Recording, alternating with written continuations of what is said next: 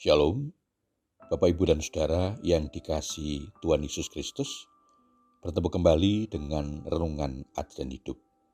Apa kabar Bapak Ibu dan Saudara? Kiranya kasih karunia dan damai sejahtera dari Allah Bapa dan Tuhan Yesus Kristus menyertai kehidupan Bapak Ibu dan Saudara. Amin. Kuasa, kekuasaan dipahami sebagai kemampuan, kekuatan, kesanggupan untuk melakukan sesuatu, wewenang untuk mengatur, menentukan, memerintah, bisa juga pengaruh yang dicari banyak orang. Karena orang yang mempunyai kekuasaan bisa melakukan apa saja untuk mendukung keinginan, ambisi-ambisi, tetapi juga tujuan tertentu untuk memberi kemanfaatan bagi banyak orang. Bagaimana caranya untuk memperolehnya? Banyak orang berjuang memperolehnya dengan berkontestasi melalui pilkada, pileg, dan berbagai pemilihan yang lain untuk menentukan seorang leader atau pemimpin. Apakah Bapak, Ibu, dan Saudara tertarik? Ternyata ada satu jalan yang tidak pernah kita duga diberikan kepada setiap orang percaya. Bagaimana caranya? Kita akan menemukan dalam perenungan kita kali ini. Sebelum ke sana, mari kita mohon berkat Tuhan dengan berdoa.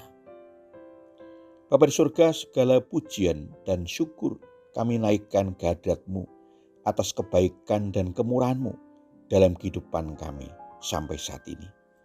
Sebentar kami akan menerima firman-Mu. Roh Kudus memberi hikmat kepada kami agar kami dimampukan memahami, menghayati dan wujudkan setiap bagian firman-Mu dalam kehidupan kami. Mohon ampun atas keterbatasan dan dosa kami. Saatnya Engkau berkenan berfirman, kami siap untuk mendengar. Di dalam nama Tuhan Yesus Kristus doa ini kami panjatkan. Amin.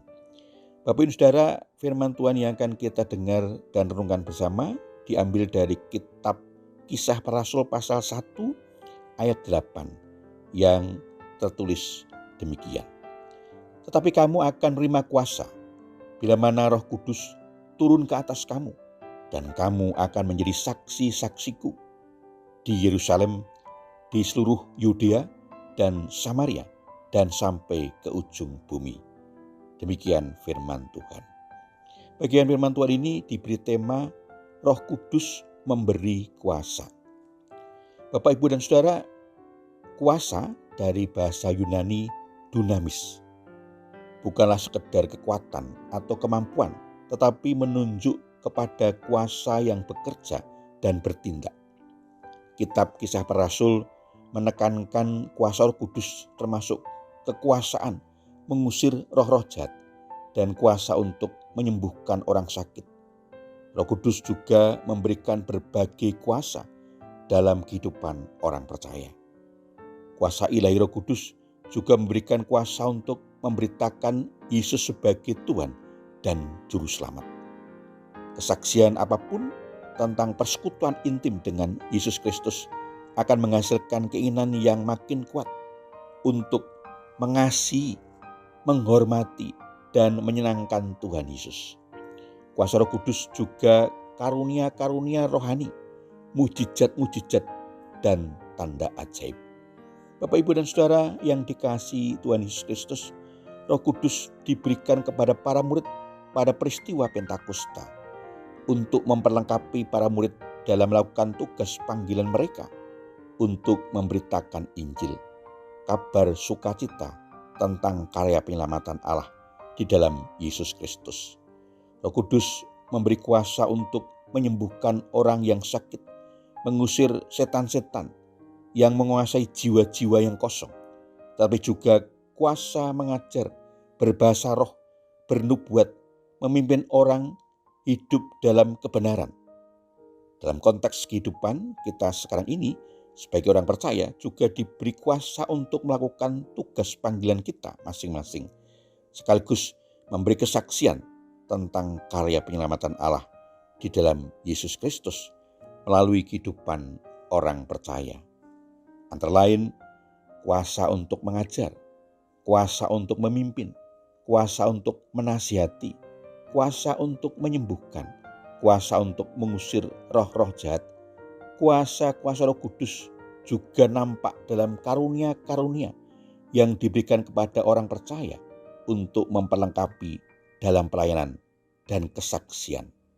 Antara lain, karunia untuk memuji Tuhan melalui nyanyian yang bisa melembutkan hati orang yang keras, menyadarkan akan dosa seseorang, bahkan memberi kekuatan dan semangat untuk menjalani kehidupan ketika mengalami keterpurukan dalam hidup.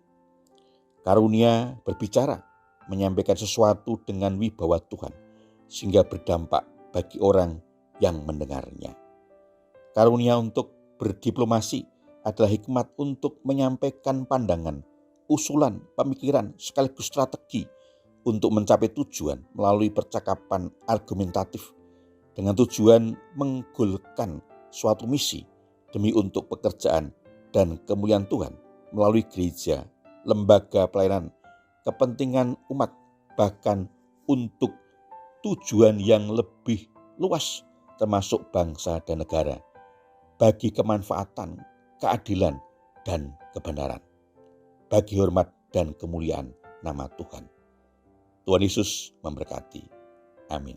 Mari kita menaikkan syukur kepada Tuhan di dalam doa. Bapa di surga, terima kasih atas anugerah-Mu, Roh Kudus yang memberikan kuasa untuk melakukan hal-hal yang luar biasa.